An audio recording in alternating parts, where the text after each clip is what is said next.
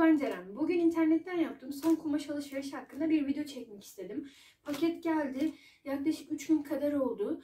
Başka bir ambalaj kağıdındaydı. O ambalaj kağıdını çıkardığım içinden böyle bir poşet çıktı. Bu poşetle birlikte 3 gündür kilerde bekliyor. Ama şöyle bir şey var. Telefonum yoktu video çekmek için zaten.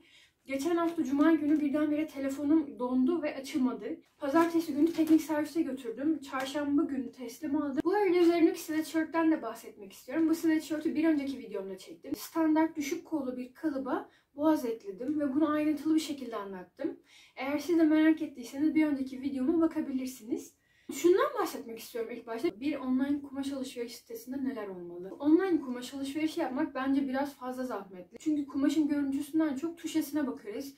Online sitede bunu yapma şansımız yok. Yüzde kaç pamuk, yün, polyester, akrilik ya da elastan içerdiğini ayrıntılı bir şekilde ama yazmasını isterim. Aynı zamanda kumaşın yakın plan çekimi olsun isterim. Sadece ön yüzünün değil, arka yüzünün de yakın plan çekiminin olmasını isterim. Olabiliyorsa bir de video çok tatlı olur bence. Yarım metreler de olmalı. Hani direkt yarım metre alalım demiyorum ama hani 1,5 metre veya 2,5 metrelik opsiyonlar da sunabilmeli bence bir site bize. Ve en son olarak da kumaş ne yapmak için uygun?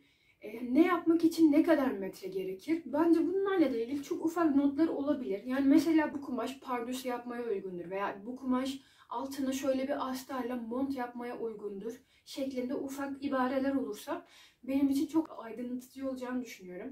Benim çok fazla online alışveriş yapmamamdaki sebeplerin çoğu bunlar. Benim yaptığım alışveriş sitesinde bunların hangisi vardı derseniz yarım metrelik opsiyon yoktu. Kumaşın içeriği ayrıntılı verilmemişti. Kumaşın kalınlığı ayrıntılı verilmemişti.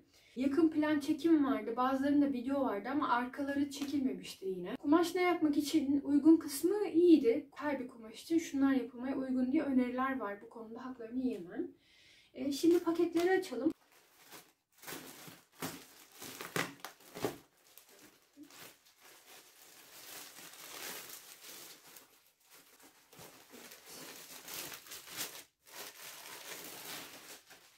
Evet, şimdi kumaşlarımıza bakacağım.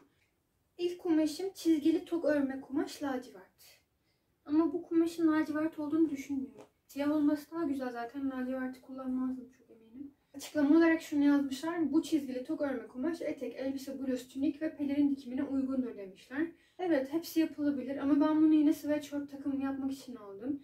Kışlık demişler, içerik sadece likra yazmışlar. En 170 santim, gramaj 270 gram metrekarede. Kumaş çok güzel. Bundan 3 metre almışım. İlk fiyat 35 liraymış. Şu anda 17,5 lira. Ben aldığımda 8 liraydı bu kumaş. Jakarlı bir kumaş. Yuvarlak örme makinesinde örülmüş. Bunu şöyle anlıyoruz. Normalde yuvarlak örme makinelerinde kumaş örülüyor. Sonrasında kesiliyor. Mesela bunlarda o yüzden şurada çok bariz bir kesme izi olur. Bakın. Şöyle. Burada görüyorsunuz. Ama bunun içeriğinde pamuk var. Mesela pamuk ve polyester var anladığım kadarıyla ama içeriğine bu yazılmamış. Pamuk, polyester ve likra olarak yazılması lazımdı. Ama sadece likra yazmışlar ki likra oranı %10 bile, yani %5, %6 civarında likrası var bunun. Evet, yumuşacık bir kumaş. Çok beğendim bunu. Bununla kendime ve kardeşime sweatshirt takım dikeceğim. 3 metre değil 4 metre, aynen 2'şer metre kullanırım. Altlarına olmazsa tight olur. Ama bunun eni çok genişti. 170 santim eni var bunun. Bununla istediğim her şeyi dikebilirim.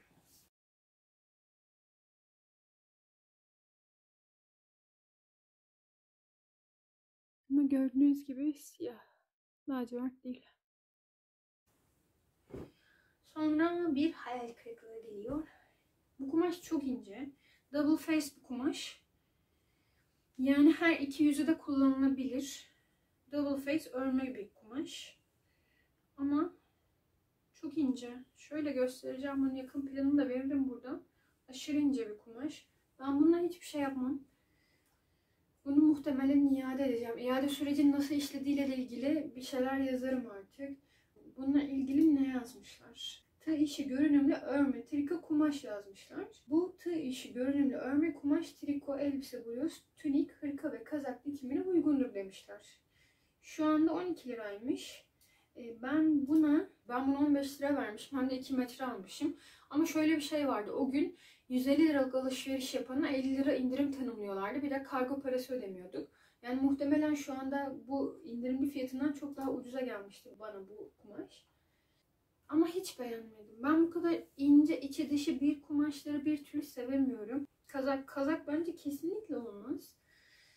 Bluz, tunik, hırka. Belki hırka. Yani çok düşük bir ihtimalle belki hırka yapılabilir. Onun dışında hiçbir şey yapmam ben bu kumaşla. Yani tek güzel yanı double face olması. Başka da bir güzel yan göremedim ben bu kumaşta. Ondan sonra öbür kumaşım bu. Motif desenli. Bakalım. Motif desenli örme kumaş, açık gri yazmışlar. Evet.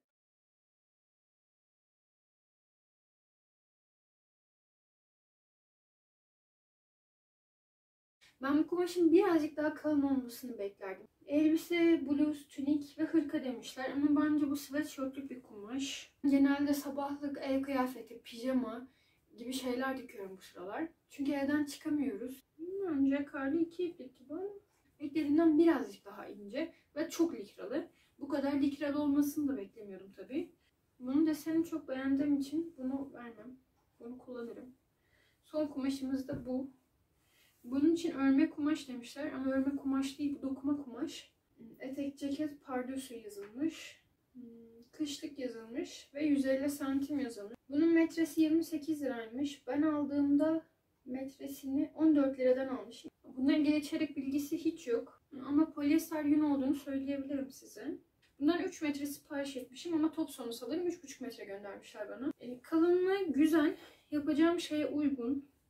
Bununla yapmak istediğim bir şey var. Flared desen fermuarlı, kapşonlu olacak şekilde bir mont yapmak istiyorum. Ama tabii bu mevsim için değil de daha çok bahara doğru Ankara'da giymek için bir şey yapmayı düşünüyorum. Bu kumaş da güzel. Yine beklediğimden dokusu daha sert. Örme kumaş deyince çünkü ben daha ince bir kumaş beklemiştim ama gayet güzel dokunmuş bir kumaş çıktı bu. Bakarsanız zaten bunun örme olmadığını siz de görürsünüz. Bu düz dokuma kumaş. Sarı kırçıllar geçiyor bazı yerlerde. Bu kumaşı çok beğendim. Bu kumaş beklediğimden daha ince ve daha likralı. Bunu geçeceğim şimdilik. Bu kumaşı da çok sevdim. Bence fiyatı için çok güzel bir kumaş. Bunu çok beğendim kesinlikle. Bununla da ilgili hiç güzel hislerim yok. Tığ işi görünümlü örme kumaş demişler. Bu double face demiştim. Bakın bu tarafı da kullanılabilir bu kumaşı. Bu tarafı da. Elimi görebiliyorsunuz arkasında. O kadar ince bir kumaş. Ve bu kadar kumaş alışverişim. Gri, lacivert ve siyah tonlardan yine harika bir alışveriş yaptığımı düşünüyorum. Gelecek hafta görüşmek üzere.